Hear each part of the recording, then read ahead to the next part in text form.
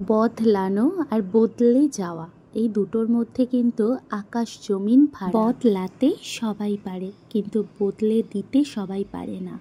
আসলে সেটার জন্য মনের জোর, কলিজার জোর আর অনেক পরিমাণ সাহস থাকে। Hello everyone, welcome back to our channel. কেমন আছো তোমরা? আশা করি ভালো আছো, আর আমিও ভালো আছি।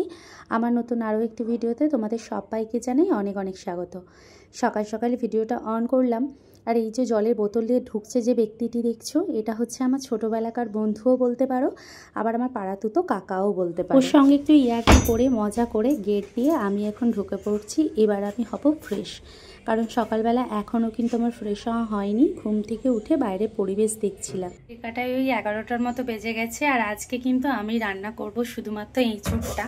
তো সেই জন্য এঁচোড়টা আর আলুটা এই যে কুকারে আমি সিটি মেরে নিয়েছি, আর এখানে কড়াই করব। আর আজকে যেহেতু রামনবমী, তাই নিরামিষ রান্না হবে। তো সেই জন্য আমি এখানে টমেটো, আদা, জিরে, শুকনো লঙ্কা সমস্ত কিছু মিক্সারে নিয়েছি পিষবো বলে। তো চলো তাহলে পেশাপিশি করে নিই, তারপর কিভাবে করি তোমাদেরকে দেখাবো। যেহেতু আজকে নিরামিষ, তাই আদা, জিরে, টমেটো আর শুকনো লঙ্কা দিয়ে পিষে নিয়েছি। আর এখানে এই যে এলাচ, দালচিনি ফোড়ন দিয়েছিলাম তেলে, একটুখানি দিয়েছিলাম চিনি, আর সঙ্গে দিয়েছিলাম হচ্ছে লঙ্কা গুঁড়ি, হলুদ গুঁড়ি। ব্যাস, এটা কষানো হয়ে গেছে। এবার এই যে কুকারে আমি এঁচোড় আর আলুটা সিদ্ধ করে নিয়েছি, তো এটা এখন দিয়ে দেব। আর হ্যাঁ, একটু দিয়েছি ছোলা। এখন হচ্ছে সব কিছু দেওয়া হয়ে গেছে, এবার সুন্দর করে কষিয়ে নিতে হবে।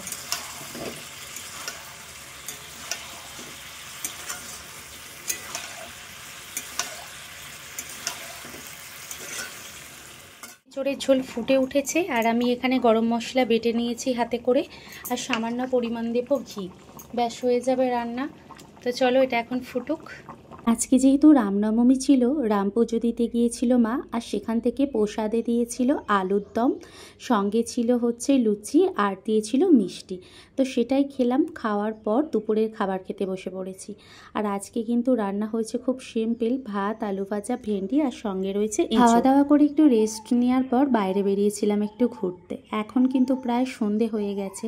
ছোটোবেলা থেকেই আমরা যখন বাড়িতে বড় হয়েছি, তখন রাস্তায় একটু করে ঘুরতাম। যেহেতু আমাদের সামনে কোনো উঠোন ছিল না, তো সেই জন্য রাস্তাটাই আমাদের সম্বল। তাই রাস্তার মধ্যে ঘুরতাম। পিসির মেয়েরা আরও সব আদার্স কাকিমারা এক জায়গায় জড়ো হয়ে নানান বিষয় নিয়ে গল্প করা, হই হুল্লোড় করা। তবে সেটাকে কিন্তু সমালোচনা বলে না, সেটা শুধুমাত্রই মজা ছিল। রামনবমীর পরের দিনকে, আর পরের দিন ঘুম থেকে সকাল সকাল উঠে মায়ের সঙ্গে গিয়েছিলাম মায়ের বেগুন গাছের বেগুন কাটতে। এরকম সুন্দরভাবে গাছ থেকে বেগুন পেড়ে সেই রান্না করে খেতে কিন্তু সেই মজা লাগে। আসলে এইভাবে পাড়াপাড়ি জিনিসটা তো আমি পাই না, যেহেতু আমি ফ্ল্যাটে থাকি। তো সেই জন্য এখানে এলে মনে হয় যে সব কিছু হাতে করে পারি, আর সেগুলো আমার বাপের বাড়িটা যেহেতু না গ্রাম না শহর মতো, তাই এখানে যেমন চাষও হয় গ্রামের মতো হালকা ফুলকা, তেমন কিন্তু শহরের আদব কায়দাগুলোও চলে। তো এখানে মা সুন্দরভাবে বেগুন গাছগুলো বসিয়েছিল, তবে বিনা সারে কিন্তু বেগুনগুলো হয়েছে। আর গাছের বেগুন খেতে কার না ভালো লাগে বলো? বেগুনগুলো প্রত্যেকটা এত সুন্দর নরম ছিল। আমাদের বাড়ির পিছন দিকে ছোট্ট বাগান মতো মা করেছে, আর সেই বাগানেতে হয়েছে মায়ের স্বাদের লাল শাক। তো সেই লাল শাক তুলতে গিয়েছিলাম। যেহেতু আমি লাল শাক খেতে অনেক পছন্দ করি, তাই সেই জন্য লাল শাক তুলতে এসেছি। এই লাল শাক হবে ভাজা। আর সত্যি কথা বলতে কি, চাষের জিনিসের গুণগত মান কিন্তু অন্য রকমের। বাজারেতে যে সমস্ত সবজি পাই, সেগুলো তো বেশিরভাগই সার দিয়ে করা। তো সেই জন্য হাতের যে সবজিগুলো হয়, সেই সবজিগুলো কিন্তু খেতে অন্যরকম। সবজি বলো বা শাক বলো, সেটা যত বেশি না আমি খেতে পছন্দ করি, তার থেকেও বেশি আমি সেটাকে তুলতে বেশি পছন্দ করি। আসলে যখন আমার বয়স অনেক কম ছিল, আইবুড়ো বেলাতে, আমি আর পাড়ার কয়েকজন মিলে একসঙ্গে আমরা মাঠের ধারে যেতাম শাক তুলতে। আর সেই শাক ভাজা খেতে এত ভালো লাগতো। রসুন ফোড়ন, শুকনো লঙ্কা দিয়ে ভাজা খেতে কিন্তু দারুণ লাগে। ঘরের সামনে থেকেই দেখো কত সুন্দর এক ঝুড়ি বাজার। গ্রামগঞ্জে থাকার সুবিধে হচ্ছে এটাই, কিছু পাও বা না পাও, ভাত আর শাক সিদ্ধটা তুমি কিন্তু খেতেই পারবে। আর যদি খুব ননভেজ খেতে ইচ্ছে করে, তবে পুকুর ঘাট থেকে তুমি মাছ, অল্প একটু আধ গুগলি তুলেও কিন্তু খেতে পারবে। বাকি সবজিগুলো কাটিং করে দিয়ে দিয়েছি, আর এখন বসিয়ে দিয়েছি চা করছি, চা খাবো এখন। আর বাইরে কিন্তু প্রচণ্ড পরিমাণে বেরিয়েছে রোদ। এই রোদের মধ্যে বাইরে বেরোতে সত্যিই ভালো লাগে না। তবে আমাদের যেহেতু ঘরের চারপাশটা অনেক গাছপালা আছে, তাই কিন্তু আমাদের ঘরটা অনেকটা ঠান্ডা ঠান্ডা মতো লাগে। তো এখানে সবজি কেটে রেখে দিয়েছি, শাক ভাজা হবে, একটা মিক্সড সবজি হবে, আর কিছুই হবে। গ্যাসের মধ্যে রান্না তো করেই, কিন্তু উনুনের রান্নার অন্যরকম একদম টেস্ট। তাই মা উনুনেই সবসময় রান্না করে। যেহেতু প্রচুর পরিমাণে জ্বালানি আছে, তাই উনুনের রান্নাবান্নাটাই বেশি করা হয়। আর উনুনের রান্নার খেতে কিন্তু আমার বেশ ভালো লাগে। এখানে মা আমাকে একটা বাপুজি কেক এনে দিয়েছে। এই কেক দিয়ে এখন চাটা খাবো। এইরকম কে বাপুজি কেক ছোটোবেলার মতো খেতে পছন্দ করো অবশ্যই কিন্তু জানিও। যতই দামি কেক খাই না কেন, এই 5 টাকা দামের কেকের কিন্তু টেস্টই অন্যরকম। খাওয়া দাওয়ার পর্ব শেষ করে এখন কিন্তু আমি স্নান করে নিয়েছি। যেহেতু আজকে আমি শ্যাম্পু করব ঠিক করেছিলাম, তো সেই জন্য শ্যাম্পুটা তাড়াতাড়ি করেছি। আর তার সঙ্গে গোপালদেরকেও দিয়ে দিয়েছি খেতে। আর আজকে গোপালদের দিয়েছি মুরগি। তো তোমরা এখানে 3টে করে গোপাল দেখো। একটা থাকে আমার বোনের, সে কিন্তু নিয়ে চলে গেছে। বাকি দুটো কিন্তু আমার গোপাল। দুপুরের রান্নাবান্না কমপ্লিট হয়ে গেছে। মাছের ঝাল হয়েছে, সঙ্গে ওই যে লাল শাক তুলেছিলাম, লাল শাক ভাজা করেছে মা।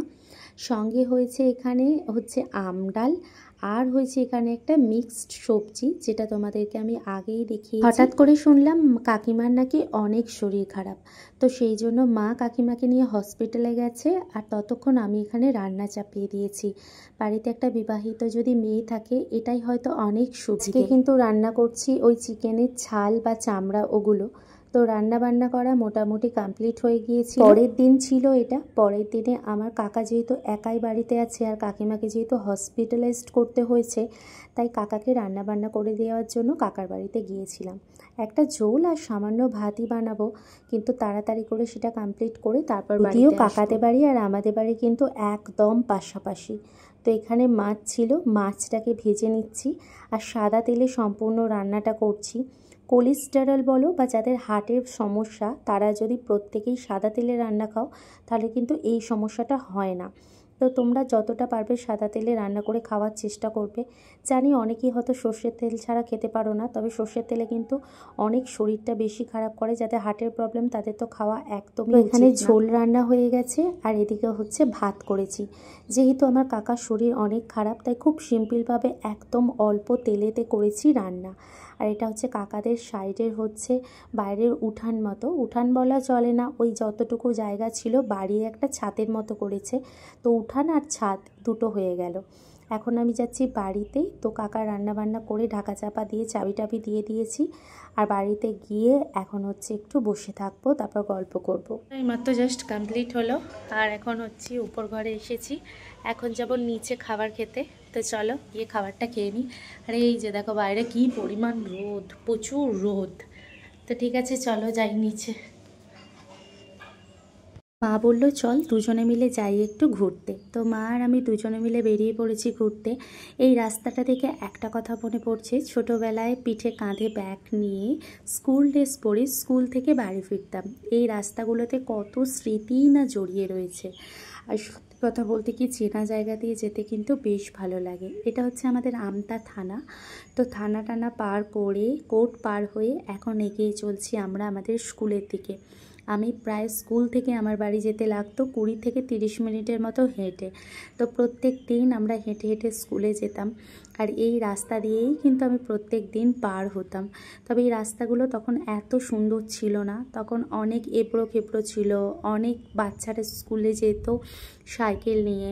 তখন সময়টা ছিল অন্যরকম, কিন্তু এখন সব কিছু কেমন যেন পাল্টে গেছে। এই হচ্ছে আমার স্কুল। এই স্কুলের সাথে আমি ওতপ্রোতভাবে জড়িত। বাপি এই গেটের সামনে ছেড়ে দিত আর আমি ভিতরে ঢুকে যেতাম। আর ওই যে বিল্ডিংটা দেখতে পাচ্ছ, ওটা ছিল আমার 5 ক্লাসের ক্লাসরুম।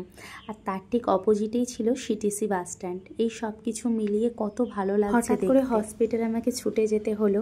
আসলে কাকিমার শরীরটা যথেষ্ট পরিমাণ খারাপ হওয়ার কারণে মা আর আমি দুজনে মিলেই গিয়েছিলাম কাকিমাকে দেখতে। হসপিটালে গিয়ে তো আর ভিডিও করতে পারি না, তাই যখন হসপিটালের আমি গেটের সামনে ছিলাম তখন কিছুটা আমি ভিডিও করে রেখেছি। যদিও আমারও কিন্তু প্রচণ্ড পরিমাণে জ্বর হয় এবং ফেরার পথে আমিও কিন্তু ডক্টর দেখিয়ে তারপর বাড়িতে ফিরি। তো এই যে মা আর আমি এখন চলে যাচ্ছি বাড়িতে। কাকিমা এখন মোটামুটি অনেকটাই ভালো আছে, তারপরও এখন বাড়ির দিকে চলে যাই, গিয়ে তারপর বাড়িতে অনেক কাজকর্ম আছে। আর বাড়িতে যেহেতু দুটো বাচ্চাকে আমি রেখে এসেছি, তাই তাদের জন্য কিছু নিয়ে যাবো না সেটা তো হয় না। তাই এখান থেকে অল্প করে মিষ্টি নিয়ে নিচ্ছিলাম, মিষ্টি নিয়ে এখন যাব বাড়িতে। তো বন্ধুরা, আজকের ভিডিওটা কেমন লাগলো অবশ্যই কিন্তু কমেন্ট বক্সে জানিও। ভালো থেকো।